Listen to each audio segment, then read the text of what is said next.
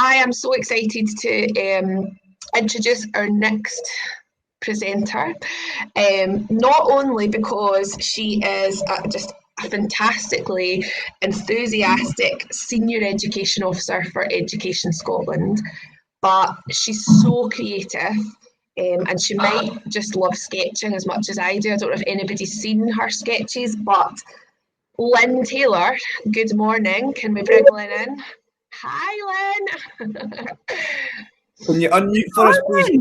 Oh, good morning. Thank you. No pressure following the day. No pressure at all. We are so delighted that you are here. You have such a wealth of experience and wisdom, and we can't wait to hear what you've got to say today to us. So yeah, how are you doing this morning? Very good, very good. Will I share my screen and just kick off? Is that okay? Yes, go for it. I'll pop you up on the screen, in your screen now, Lynn, and we'll catch up with you just at the end. Brilliant. Now, is that full screen now? Can you see that as it is? Yes, we can. Thank you. Brilliant, brilliant. Thank you very much. Well, it's an absolute pleasure to be here this morning. Thank you so much for having me along this morning. My daughter provided my description here, nothing like a member of your family to bring you back down to earth with a bumpy. So as I start this short presentation, I want to thank you, especially if your background isn't early years, because many in education may not connect the relevance of what I'm about to say with their work. I'm assuming, though, as you are here, you value the contribution of early years to the Scottish education system and understand how crucial those first years of life are. This morning, I'm going to talk to you about the revolution that's not so quietly going on across the early level of Scotland's curriculum and its possible implication for the system as a whole. Now, you gain a sense of where you are in the Scottish education pecking order pretty quickly. For me, it was when I gained my first post as a probationary teacher, and that's me there actually my first day. I started off my student career in art school, but crashed out after a couple of years, as now looking back, I realise I struggled with cultural and class spheres alien to me as a kid from a council scheme in the shadow of the Ravenscraig. I realised, although I did have that artistic talent, you'll see a wee bit of my art later on, my true passion lay with wanting to be a primary teacher. But I didn't have the qualifications at that point to get into the B.Ed. So I took a year out, worked full-time in the bakery counter at William Lowe's, went to Motherwell College at night to gain those missing qualifications, and persuaded my old primary school to let me in to gain work experience. Thank you, Mrs. McEwen, for letting me loose with a primary one. It was a total masterclass in how to nurture and value a young, anxious, clumsy, aspiring teacher with care, love, trust. And thank you to those wee folk of wonder and potential and delight and bogies and wet shoelaces to be tied and imagination for igniting the passion of early years in me. I won't mention what age they are now. I was lucky enough to gain a permanent post straight from teacher training and excitedly told my mum, "Primary one, mum, they're giving me primary one. I'd made it already." And my mum looking at me and saying, "Oh, hen, don't worry, they'll soon let you work with primary 7. Nothing like your family to bring you back down to earth with a bump."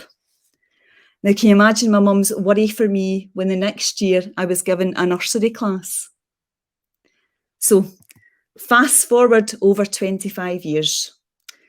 I find myself in Education Scotland, and one of the first tasks was co-leading the production of the refreshed National Practice Guidance for Early Years with my colleagues Liz Patterson and Marion Burns. This was in the wake of the expansion of funded early learning and childcare. No small task. The guidance at the time was building the ambition, and it was highly regarded. Cue many sleepless nights to follow. The transformational change in expanding young children's early learning and childcare hours was in itself an opportunity. Not just to do more of the same thing for our young children, because to be honestly blunt, if we did that in some circumstances, we ran the risk of institutionalised babies and young children. Instead, we saw it as an opportunity to really look at what we do in early years and why we do it. To ask ourselves what really makes a difference, not only to young child's learning, but what best aids their whole development physically, socially, and emotionally. So, whoa, policy writing, whoa, as David was saying, the birth of what was to be realising the ambition. So there's a policy writing checklist. So Q, critical analysis of the research and the evidence, check. Q, a team of expert writers, check. Q, the great and the good of Scottish education to sense check and add edits. Actually, no, not at first. See, that critical analysis of research and evidence told a tale that you'll know, not only telling us about the content we should be presenting, but that continual subtext of the gap between that policy aspiration and real life practice. And as David was saying, to be honest, for anyone who's ever set foot as an educator in the arena of the reality of school or an ELC setting, that's no wonder. Your feet barely touch the ground with the demands of the day. Who considers the plethora of stuff to wade through as you're consumed with the exhausting reality of being you? From the outset, this had to be a co-created task, not just engagement events to gather opinions, but really and truly a co-created piece with those who would be using it. And we had to ensure Scotland's early years workforce was really represented. ELC practitioners, early years teachers, students, support staff saw drafts of this before the great and the good. It had to make sense to them and come from them. And that was a real eye-opener. So for instance, when the great and the good suggested that we steer clear of mentions of psychology or theory or explanations of pedagogy, that examination of knowing clearly the why behind the approaches we take, we knew that actually early years educators were demanding this, demanding content that challenged practice, demanding to be treated with professionalism and not to have content oversimplified. Terminology was defined together with educators from teaching in ELC, such as considering what child agency really means in practical terms, or being mind-minded, which is understanding that young children look at the actions, emotions and words of the adults around them to work out how to be themselves. And they take in not only what you plan for them to learn, they constantly observe and learn. A wee note, don't display road rage in a car with a toddler.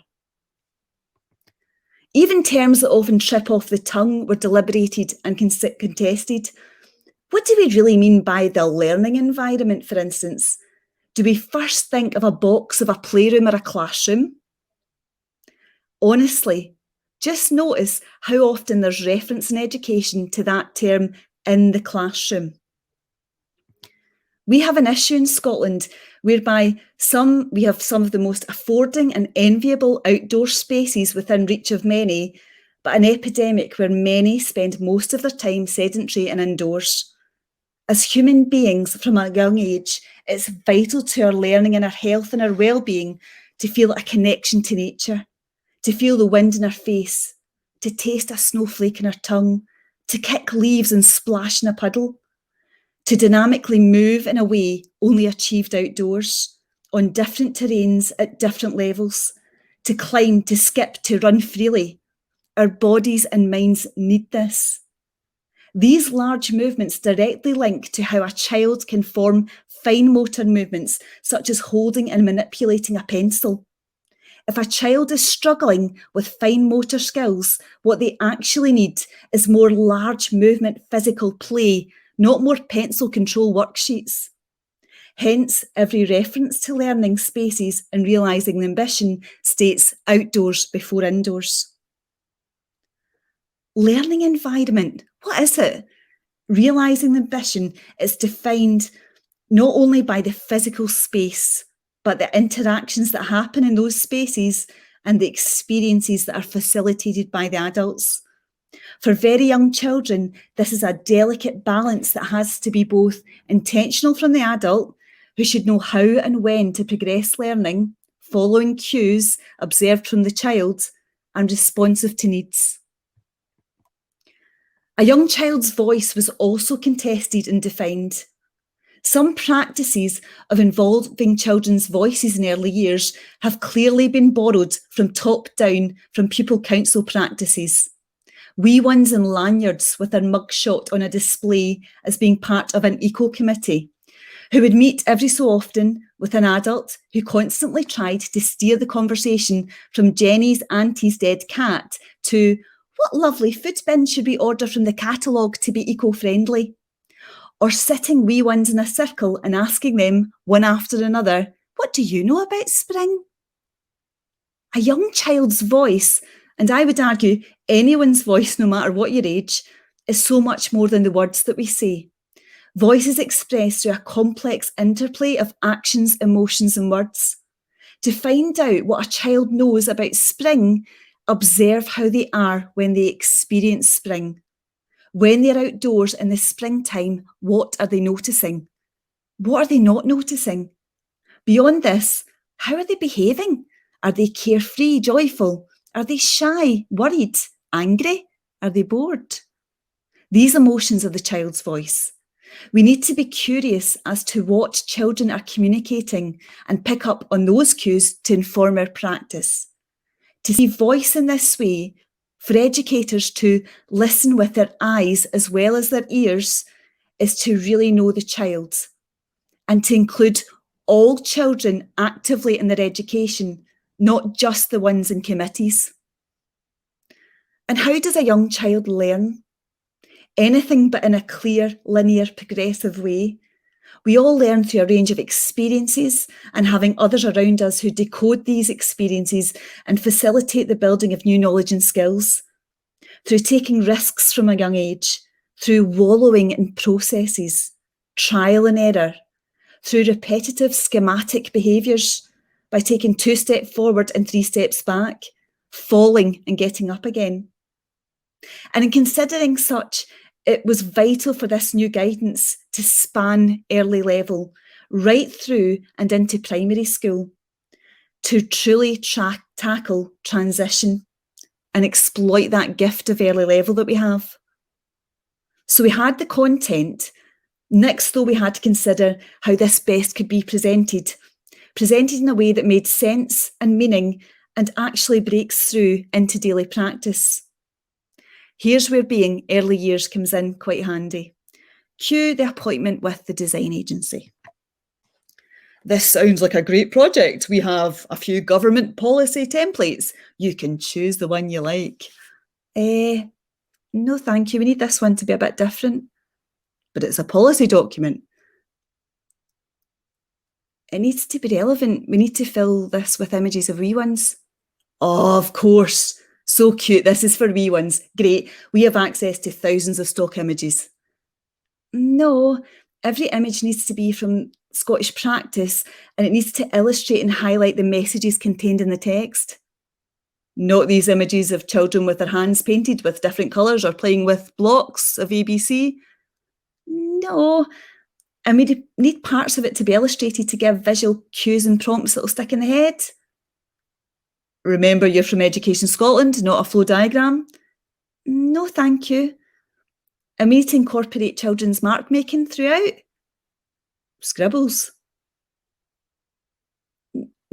No, and we need a tartan cover. At that point, the chief designer went purple. Draw the line at that. You're not having a twee front cover. Can I remind you this is a policy document? What even is a policy document? Who makes these rules anyway? I urge you to have a wee peek at realising the ambition, even if only to see that we won the battles, especially the tartan one. And the tartan's actually really significant. It was borrowed from Te Variki, which is the early childhood curriculum of New Zealand. They liken all the considerations surrounding a child to the threads of a woven mat. We use the tartan to represent this.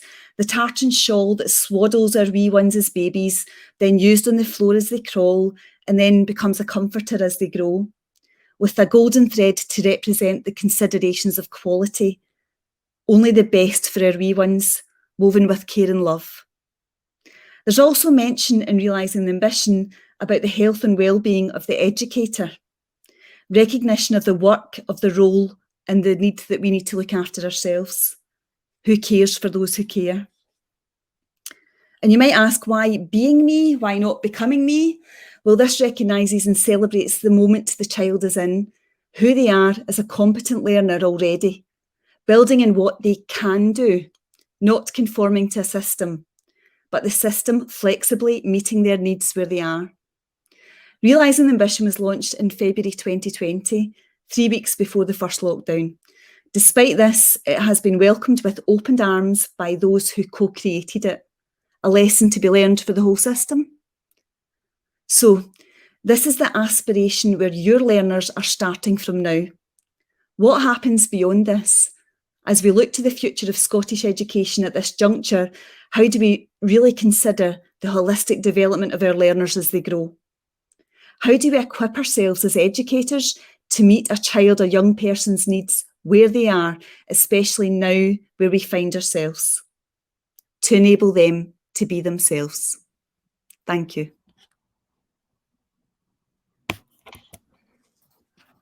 Lynn, thank you so much for that. Some quality feedback for that. Thanks from Teacher's Pet. There was some more. Nicola Buchan, outdoors before indoors. I love that what you said there about was it observing with our eyes as well as our ears, and what you said about spring. If we want to find out what a child knows about spring, then watch how they react to spring. And so much of that, and one from Blair mentioned amen to that as you went through. Fiona, I loved what you said.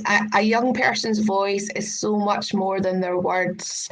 That was fantastic. Yeah, really struck a chord there. I think so many people are really resonating with your enthusiasm and your love of play for the early years. We had a wee question which I was going to throw in there. And it might apply because I know you mentioned at the start that people are here today because they value the contribution of early years in Scottish education, regardless of what stage they teach in. Do you have anything that you might want to mention about thoughts on play in the upper primary and perhaps maybe into secondary? And somebody's commented how to justify that to parents and SMT as well. Do you have any thoughts on that then? You know, I think it's a question of pedagogy. It's a question of actually what do children need? So again, as adults, not that we're just thinking, oh, play, and we throw it in. It's actually, what do the children in front of you actually need to do? And I think that it's very exciting at the moment in Scottish education because you're seeing an ignition being lighted from early years when that practice around a child is, it focuses on that process thing rather than an end product, not cutting out templates for children, but actually just engaging in that messiness of education and learning and understanding it's not a neat progression. So I would challenge actually is, well, okay, you want to do that for your children. What do you need to do? Like observe what they are, where they are, and make the case for where they are. Why do they need it? And again, not do it because someone down the road is doing it for their primary 7. It's actually what's going to make a difference and help your children learn where they are. And actually, a lot of parents know that a lot of our children now have a deficit of play and they don't have time and space to do it. And some parents actually in practice are the ones that are actually saying, you know, that they're the champions for it, we find in the system. Yeah, fantastic. I liked when you mentioned about the kind of system flexibility meeting the needs of the child where they are. So yeah, absolutely, I totally agree with that. Fantastic. We've got a good contribution from Blair mentioned about Instagram. There was an amazing sharing of practice under the hashtag play in upper primary. So do check that out. And also the talks on the cover. I love what you said about was it Taravaki in New Zealand? Did I get that right?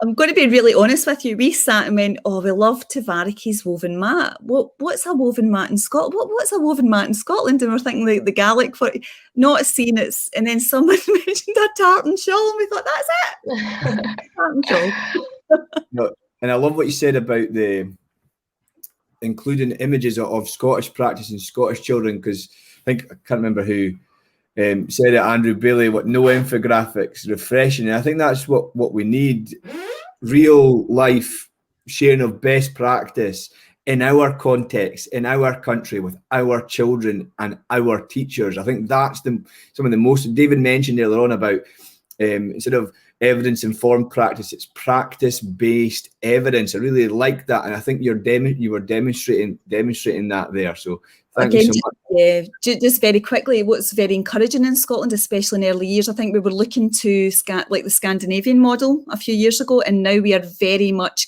we have a stamp on where we are, and this Scottish, approach is emerging, and now internationally people are looking in to see what we are doing, which is great. Because we've found an identity.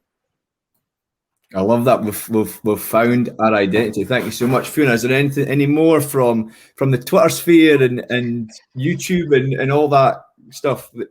Places. I think people really kind of struck on the chord about the kind of, and it comes back to what David was saying as well about facing the challenges and going against the norm of things just because it's maybe always been done that way, and I think people are really liking the fact that you were not wanting to have a policy which had language and terminology which and infographics and a set kind of template that you use.